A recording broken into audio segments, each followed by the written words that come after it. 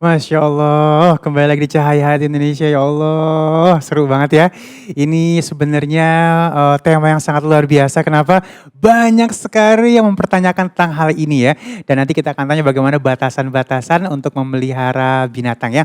Alhamdulillahirrahmanirrahim. Sudah bersama kita guru kita yang dimuliakan Allah Subhanahu Wa Taala, Al Ustadz Fahmi Salim. Assalamualaikum. Guru Waalaikumsalam sehat. warahmatullahi wabarakatuh. Gimana Bang Ali? Sehat ya? Sehat banget guru. Udah lama nggak jumpa nih, Masya Iya, Allah. Masya Allah. Guru, ini memang kan apa ya, polemik miara binatang ini jadi sebuah tren kan ya, ada tren.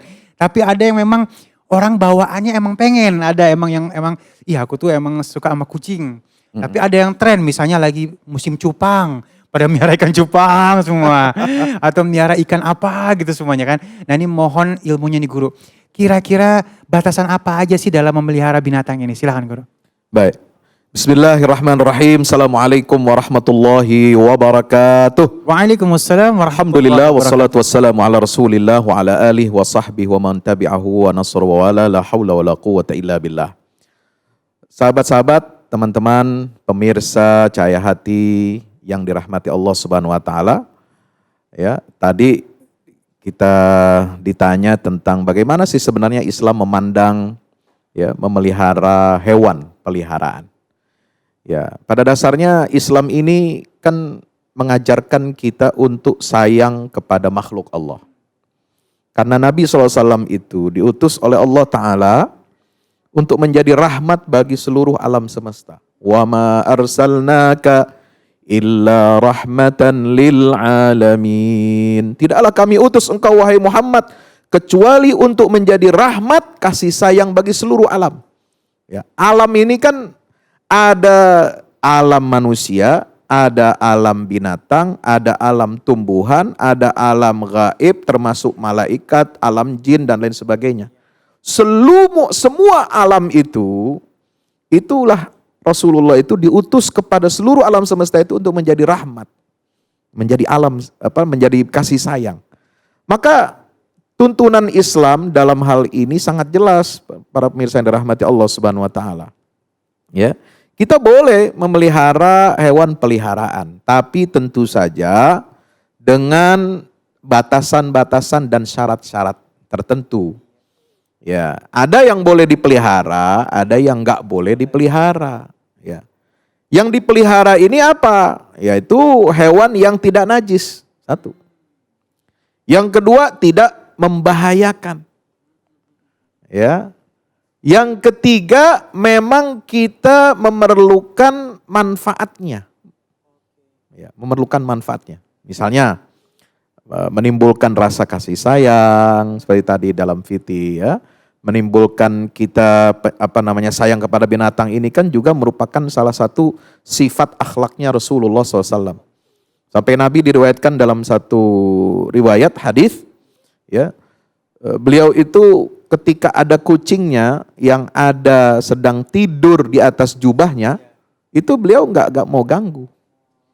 Beliau nggak mau ganggu, coba. Kucing aja nggak mau diganggu sama Nabi SAW, ya, tidak supaya nggak kebangun dari tidur. Subhanallah. Bahkan ada riwayat yang mengatakan itu Nabi perlu pakai jubah itu kan, buat ke masjid, buat sholat, buat ngajar, buat ada keperluan keluar. Nah, beliau gunting bagian yang ditidurin sama itu kucing. Supaya tidur kucing enggak kebangun, enggak kegeser. Subhanallah. Kalau kita kan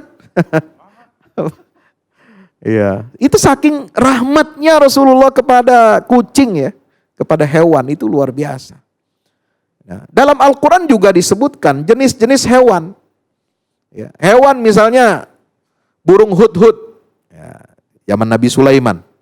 Zaman Nabi Sulaiman ini tentara Nabi Sulaiman itu, para pemirsa, itu ada 3 angkatan. Wa husyira li Sulaimana junuduhu minal jinni wal insi wat tayri fahum yuzaun. Ya, bala tentaranya Sulaiman ini itu ada 3 jenis, ada 3 angkatan militer. Kalau kita kan angkatan laut, darat, udara. 3 doang, manusia semua. Kalau ini enggak. Ada jinnya, ada manusianya, ada burung-burung.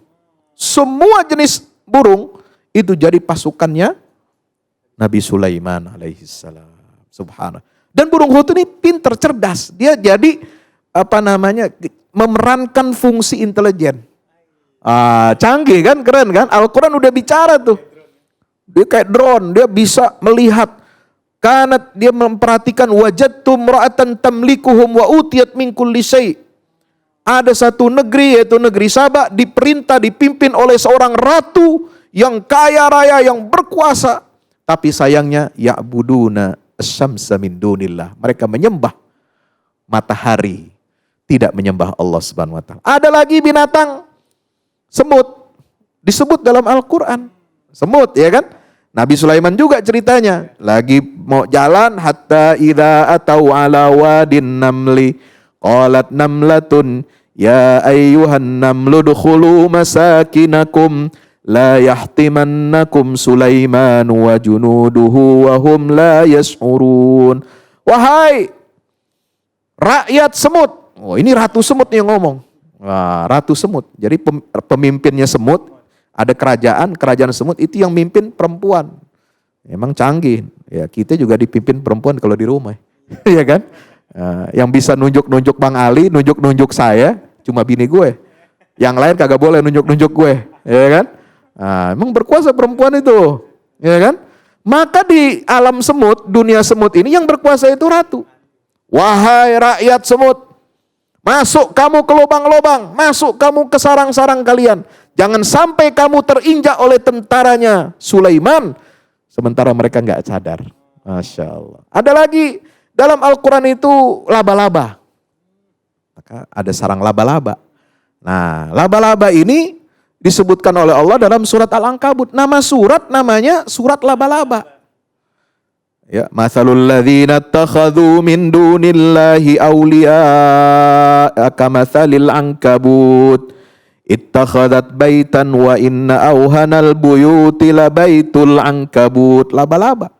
Perumpamaan orang yang menjadikan selain Allah sebagai walinya, sebagai sekutunya, sebagai pelindungnya, itu seperti laba-laba yang membangun rumah atau sarang.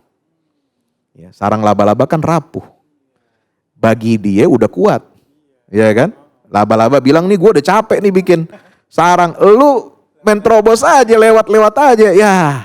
Jadi kelihatannya bagi si laba-laba ini sarang itu kuat, tapi bagi diterobos kucing aja bolong, iya. Diterobos manusia apalagi. Nah, kalau kita bersandar kepada selain Allah, menjadikan selain Allah sebagai kekasih, sebagai sekutu, sebagai pelindung, maka ibaratnya kita sedang membangun atau bersandar kepada rumah yang sangat rapuh, yaitu rumahnya laba-laba.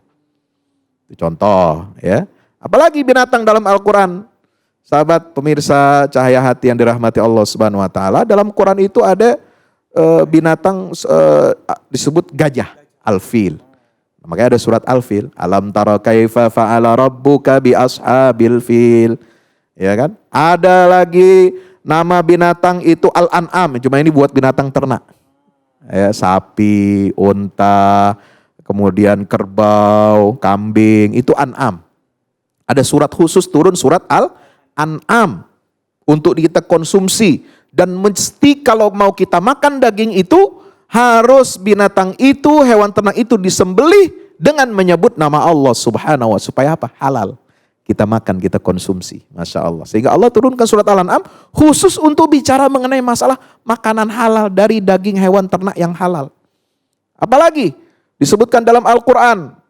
Binatang itu an-nahl. Lebah. Surat an-nahl. Ya, pemirsa yang dirahmati Allah. Ini an-nahl ini, ya, wa auha rabbuka ilan nahli anittakhidhi minal jibali buyutan wa minas syajari wa mimma ya'risun. Allah memberikan wahyu ilham kepada lebah. Untuk apa? Dia bikin sarang. Dari situ keluar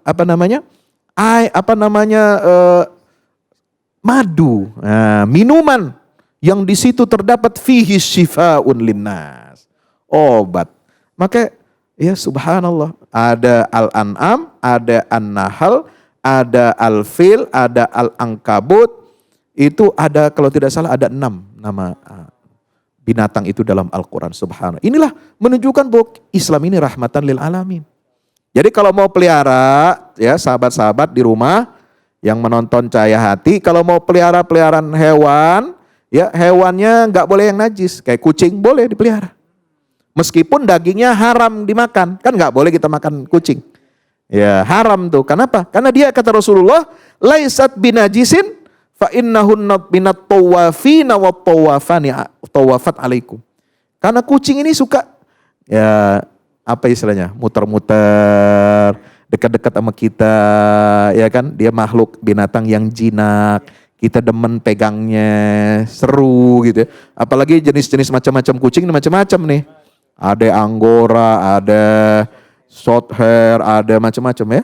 Kita senang lihatnya. Ya, cuma ada cumanya. Jangan sampai kita pelihara hewan baik-baik, kita kasih makan, bahkan makanannya itu mahal, tapi kita nggak perhatian sama tetangga kita yang fakir miskin. Ya, jangan sampai tuh ya.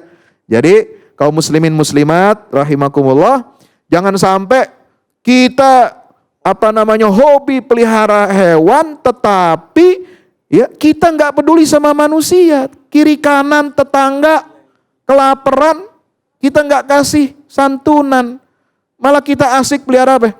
Burung kasih makan, ayam jago dikasih makan, ya.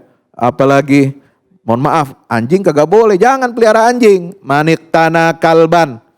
Siapa yang memelihara anjing illa kalbasaidin au masyiatin, kecuali anjing itu untuk tujuannya berburu dan menjaga ternak, maka setiap hari naqasa ajruhum fi kulli yaumin qiratan.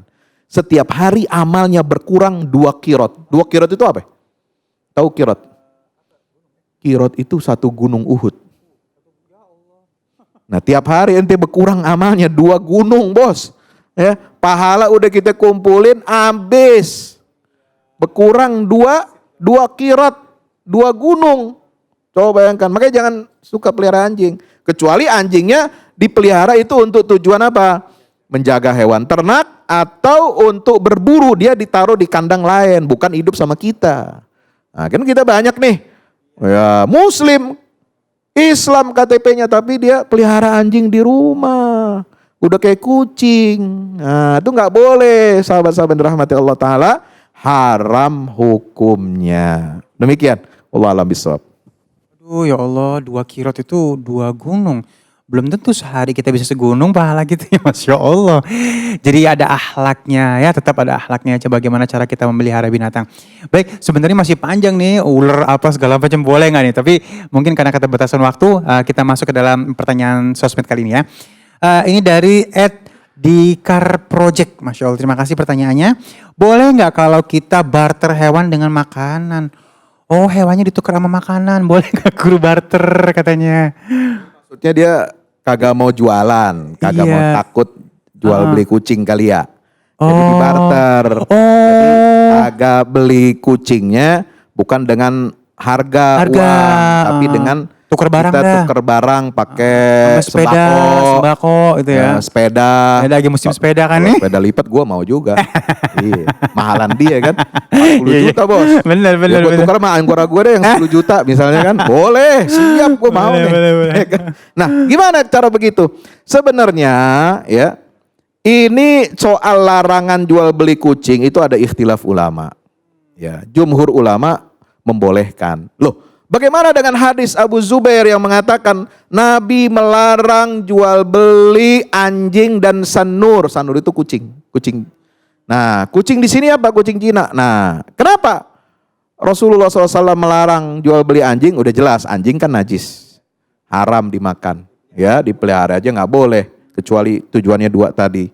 Nah, kucing kok dilarang jual belinya? Gimana? Apakah dia diambil secara zahir maknanya? Nah, para ulama mengecualikan. Jumhur ulama mengatakan yang dimaksud oleh Rasulullah dengan dilarang jual beli kucing di situ adalah kucing liar yang dilarang ini. Ya, yang nggak ada manfaatnya. Kalau kucing peliharaan, kucing jinak peliharaan, ya ada manfaatnya buat temen di rumah, buat kita jagain kita punya rumah, dari tikus juga dan sebagainya. Nah itu boleh. Para ulama itu mengatakan begitu, menjelaskan hadis tersebut. Ini dipegang oleh jumhur ulama. Iya, baik, Masya Allah, paham deh akhirnya ya. Baik, alhamdulillahirrahmanirrahim. Mungkin next kita akan tambah lagi nih ya pembahasan tentang ini, karena banyak sekali pasti pertanyaan dari pemirsa di rumah. So, insya Allah sesaat lagi kita punya tema nih, jangan rendahkan orang lain ya Allah ya. Nanti kita akan cari tahu bagaimana efek-efeknya apabila kita merendahkan orang lain. Tetap bersama kami di Cahaya Hati Indonesia.